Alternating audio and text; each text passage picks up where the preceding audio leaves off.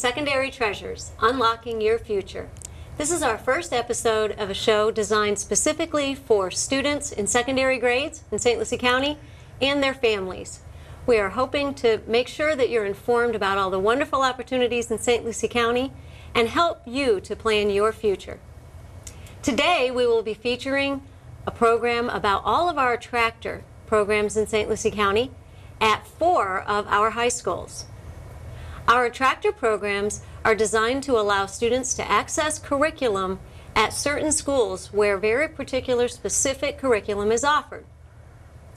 So for 8th graders, you will have a chance to learn about our Attractor programs and decide if any of them are right for you.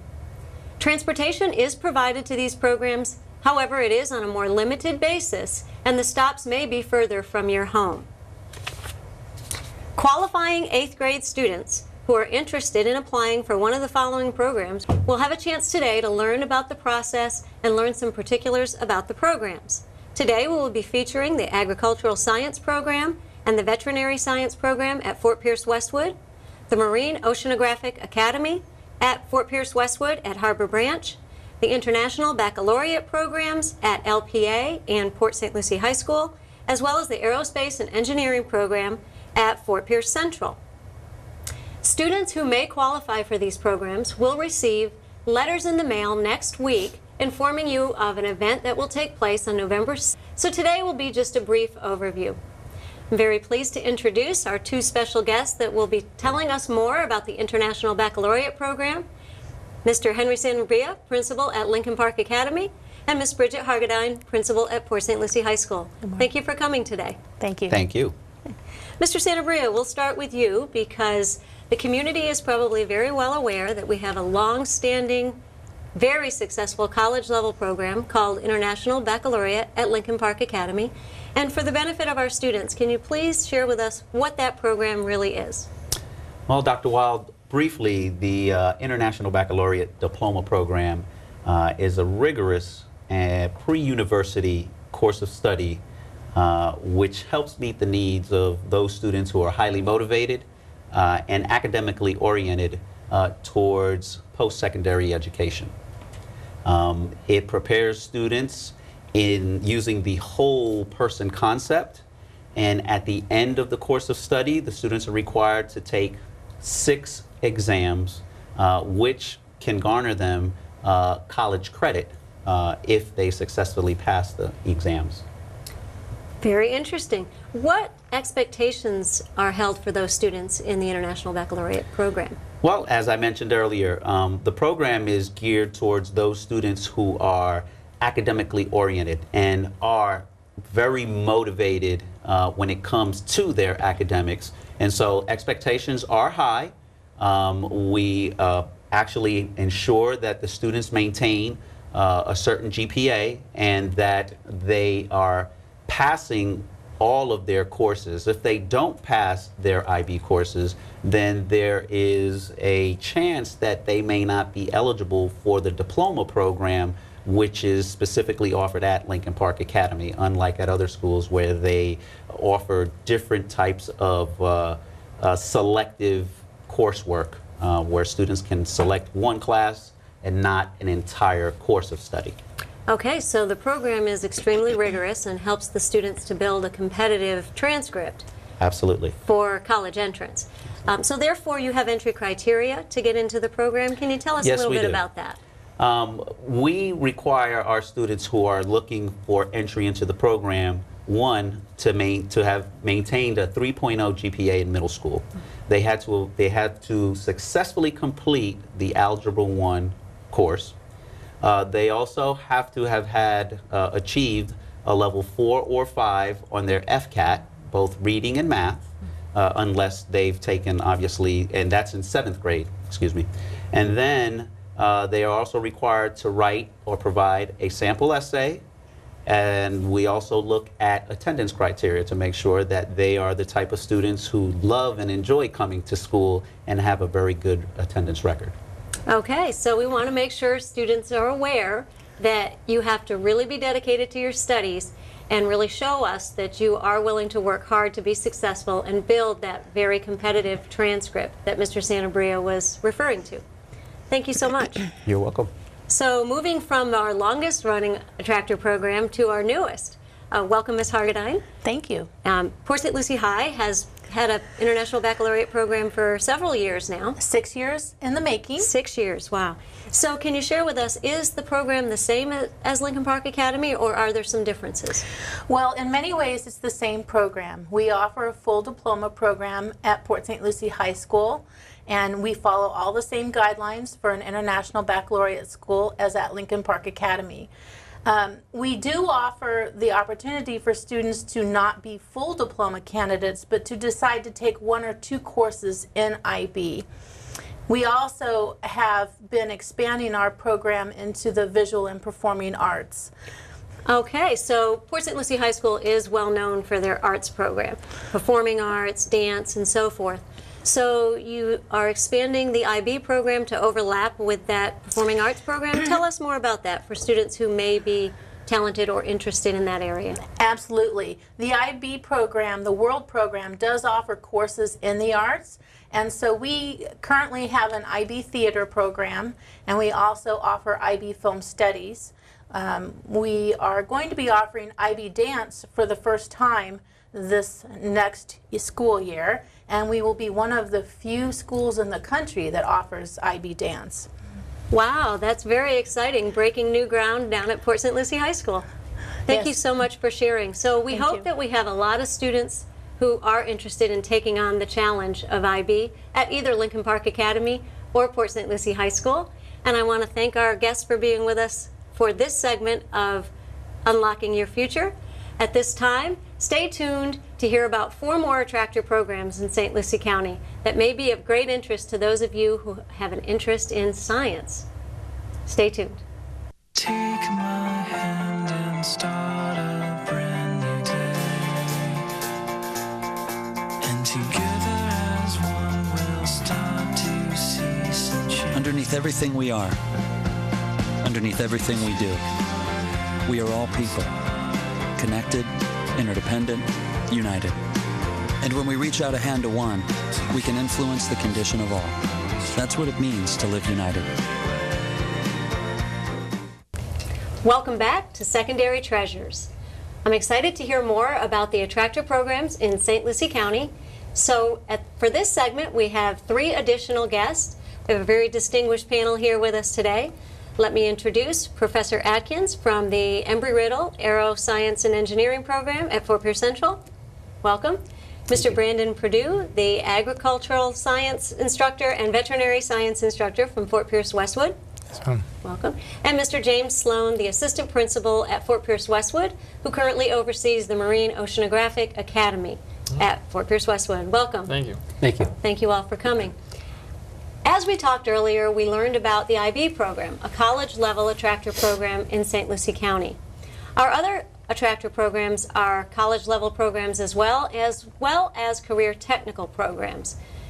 Let's start with the very unique and unusual program at Fort Pierce Central, which is a partnership with Embry-Riddle University. Can you tell us about the activities that students would have a chance to partake in if they applied to and gained entry to the aeronautical engineering program at Fort Pierce Central? Yeah, we offer a multitude of courses within the program. All of them center on the application of science, math, or engineering. So you might step into our introductory class, which is usually reserved for our freshmen, our entering 8th graders, and you might see them designing, building, and flying a rocket. You might step into one of our collegiate level courses, perhaps our meteorology course, and see our students actually developing from scratch a forecast for some city or town across the United States. They actually do that every class period throughout the semester. If you were to step into our space and planetary science class, actually today, you'd see maybe 4 or 5 students huddled around a dry erase board, solving for a trajectory between low Earth orbit and a Martian orbit, working together. Of course, our aeronautical science, our aviation classes, you might find a student flying a flight simulator or perhaps flying a drone that they've programmed themselves.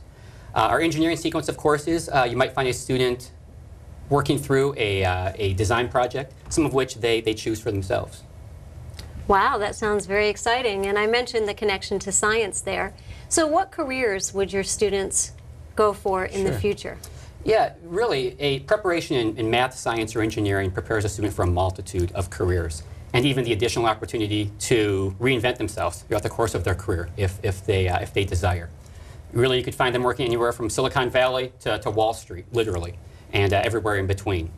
We have students right now who have graduated, actively pursuing, students who wish to pursue things such as astronomy and the study of the stars, design in any number of engineering disciplines. Of course, we have a large number of students who want to find themselves in the left seat of a wide-body jet as a professional pilot.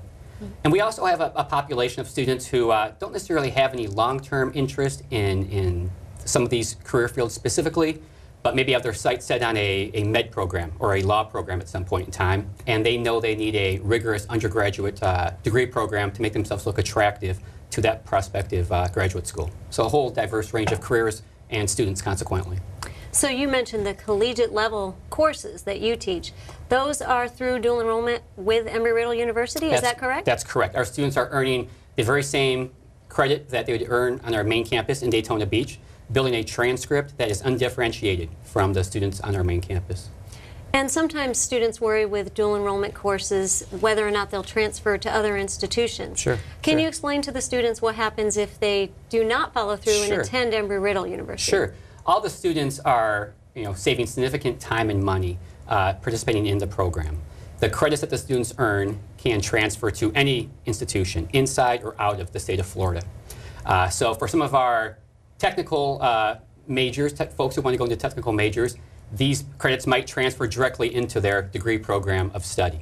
For some folks who decide to undertake non-technical degree programs, these usually fulfill mandatory electives, such as a mandatory science elective and such. Wow, that is so exciting, and what a great opportunity for our families to learn that students can be earning these college credits on our high school campuses in programs such as yours. Sure. So thank you for sharing that. Thank you. And like the International Baccalaureate program, there are entry criteria for applying for your program as well. That's because correct. of that rigorous college curriculum. That's correct, Correct. yes. Okay. All right. Thank you, Professor Thank you. Atkins. Okay, so sticking with the science theme, Mr. No problem. Mr. Perdue, at Fort Pierce Westwood, you are actually teaching in two of our career technical programs that have a very strong science emphasis as well. Agri-science, which is typically referred to as agriculture, Yes, ma'am. as well as veterinary science. Yes, ma'am. So let's start with the ag program, as people in St. Lucie County tend to know that program. Most people have a vision of what they think that program is, and a lot of people associate it with farming or very traditional agriculture. I know the program does include that, but can you tell our listeners more about what agriculture really is today? Yeah, agriculture is a very diverse, is very diversified compared to what it was 100 years ago. Our students are actually going into different fields as of marketing. They're going into agriculture law. They're actually taking what they learn here and they're applying it in college and actually going into these different diverse careers besides just wearing overalls and being in the fields and planting and things like that. Whether it's engineering and making sure that the right fertilizer amounts are getting on the right plots, to dry, creating drones so they can actually go out and see where they're taking that aerospace technology out there. Our career fields vary anywhere from communication all the way down to being in the field and doing what you enjoy and taking it back to a grassroots effort as well. So we have pretty much everything that a student could want in the agriculture industry, because actually all the world revolves around agriculture in some way, shape, or form. And you mentioned being in the field. If students are taking courses in the ag program specifically, what is the classroom environment? The classroom environment, you can ask my assistant principal, depending on when he comes in the classroom.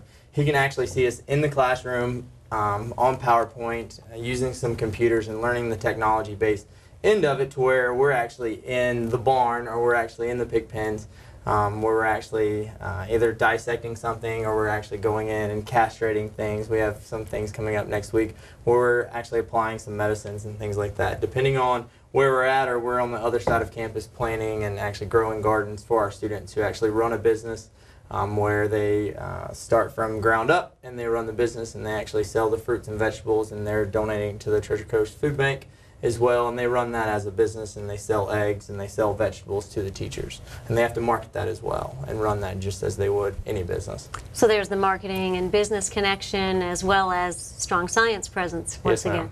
Fantastic. And so you mentioned the animals that are part of the ag program and medically related activities.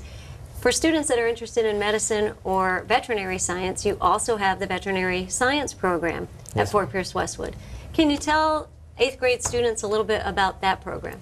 That's the exciting program, especially for me. I enjoy all the crops and the business management of the side of things of agriculture, but my passion is in the animal science field. And so the vet assisting program, our students come in, they come in as 9th graders, they go through Vet 1, Vet 2, Vet 3, and Vet 4. By the end of their actual career, they will be earning a CVA, a vet assistant degree that they can actually take on and apply that later on, whether it's going to college and they are getting college credit for that degree, or they're actually going on and working in a veterinarian office and they actually have a degree that they can take that and apply that to their payroll and get a higher wage, you could say. But that's something where they learn the basics of animal care, animal handling, how to actually take procedures, and to scrub into some of your actual surgeries and things like that. We have a surgery room where we bring veterinarians in, and they'll actually perform surgeries in our classroom environment, and the students can watch that. Our seniors and juniors will scrub in with those veterinarians and actually help assist with those surgeries. I have seen that before, and it is so amazing to see that hands-on activity with the students at that level. Yes, ma'am. So you're talking about industry certifications, and we offer those in several of our programs in St. Lucie County, but these industry certifications will allow students to go right into that field and maybe work their way through college or stay in that field. Is that accurate? Yes, ma'am. The two certifications, we have the agri-technology certification, which that allows students to take to any institute in the state of Florida and get 6 college credits. But it also allows them, and it holds weight, where they can go into the ag industry right away. They can go into a diesel college, they can go into a mechanics type college and apply that, or they can actually go and work for the USDA and they can have some clout with that in the industry. The vet assistant as well, the industry certification with that, as I said, also holds college credit. So if they go into an institute and they aspire to go on possibly to be veterinarians, and they can take some of those college credits with them, but they can also work as a vet assistant and actually get that hands-on experience while they're in college. So these students could take their academic courses through dual enrollment, as Professor Atkins was talking about what dual enrollment is, which means you're earning college credit and high school credit at the same time. But in the field of vet and ag, they would get credit after the fact through an articulation agreement. I think sometimes people don't understand that terminology, but both of them eventually lead to college credit. Yes, ma'am. And our articulation agreement is with St. Pete State College with the CVA program. So they're actually getting college credit through them, and we can actually do a feeder program through them. And if they go through them, I believe it's more credits that they will actually earn than just those 6 credits. That is amazing. And I understand you and your colleague in the Ag and Vet program are both graduates of the University of Florida. Yes, ma'am. Go Gators. And there is a University of Florida presence in St. Lucie County for those 2 fields. Can you just mention that briefly? We have, the University of Florida has some great research programs here, or research centers here in St. Lucie County.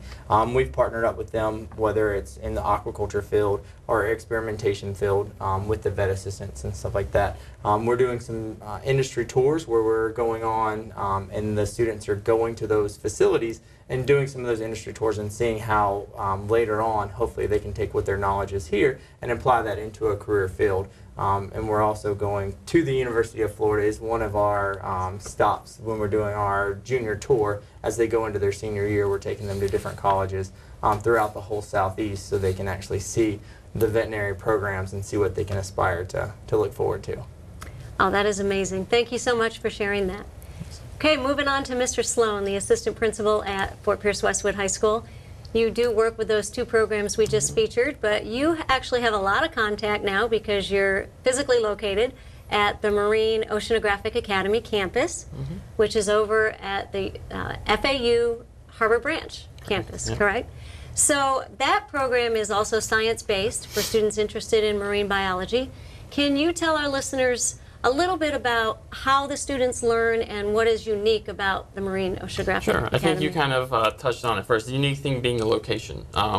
We are our own little campus, our own little small learning community, and we are right next door to Harbor Branch. So students interested in a small high school setting, that's kind of what we do. We have about 260 kids, so everyone knows everyone essentially, so that could be good or bad depending on the type of student you are.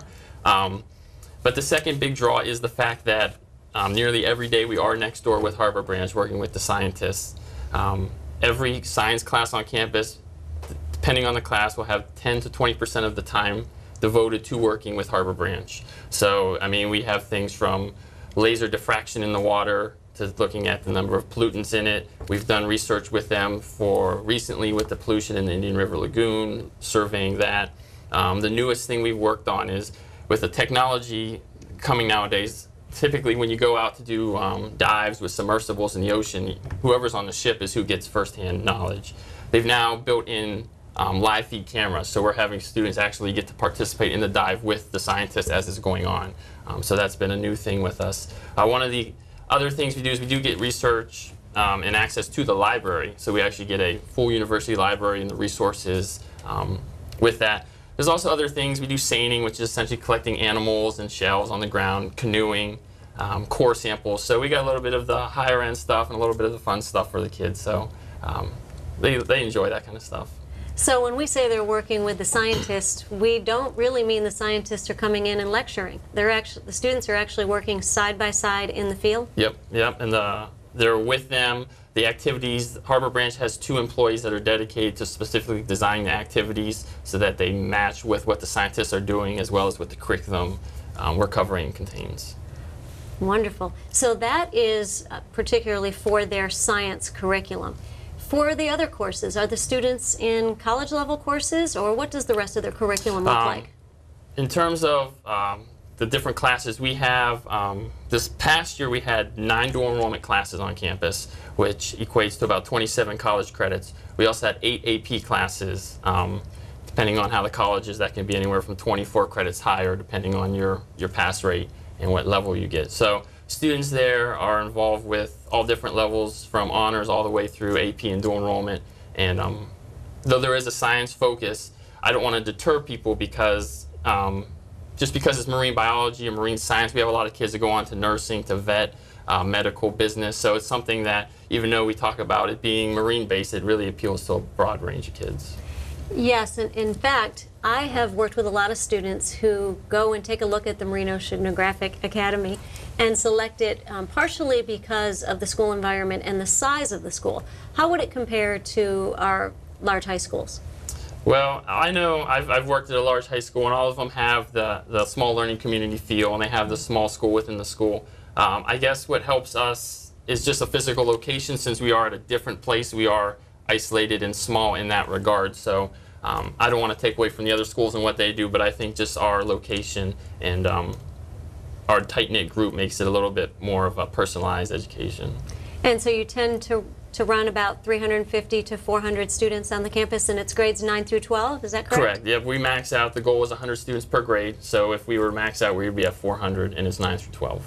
Okay, and some of the students also participate in activities on Fort Pierce Westwood's campus. Correct. Is that correct? So what types of activities are they eligible to participate in? I like to say you get the benefits of a small campus feel with all the benefits of a large school. You can play with all the sports. We have students in band, ROTC, art, drama, chorus, all the athletic sports. So you really aren't limited in any way other than during the day you may not be directly on the main campus, the big campus. Okay, and so for students interested in applying for MOA, of course we want them to have some interest in the field. Mm-hmm. What are the other entry criteria? We really look at 4 things. The 2 big ones being their FCAT scores and or their end of course scores, the passing score 3 or higher. We also look for attendance, making sure they're coming to school, as well as no major behavioral issues. Okay, thank you so much. I want to thank all of you today for sharing your wonderful programs. How exciting to work in such unique programs and work with the students every day in those career interests. It's wonderful. I also want to emphasize that we have these types of programs, and certainly college level and career technical programs in all of our high schools. These are for students who are interested in these particular fields, and the curriculum is offered only on these 4 campuses. So we're very excited to have the opportunity to offer these to our students. So let's talk about how you apply. As I mentioned earlier, there will be 2 application periods. That is because you're only permitted to apply for 1 program. So we ask that students take a close look at the entry criteria, make sure they qualify, and be certain that that is a decision that they're willing to commit to and that they're really there for the curriculum. Students will then be notified if they gained entry into the program that they selected, and if not, there is 1 more opportunity to apply for any available remaining seats in the programs. So to hear more about it, we invite you to our Attractor Night at the Havert-Fenn Center in Fort Pierce. It is on Virginia Avenue. It will be a very tight agenda, so every family will have an opportunity to hear about all of the programs, pick up the applications, and learn much more in much more detail from the instructors and administrators that we had here today. So I do hope that you join us on that very special evening. We thank you for listening in to Secondary Treasures, Unlocking Your Future. Thank you again.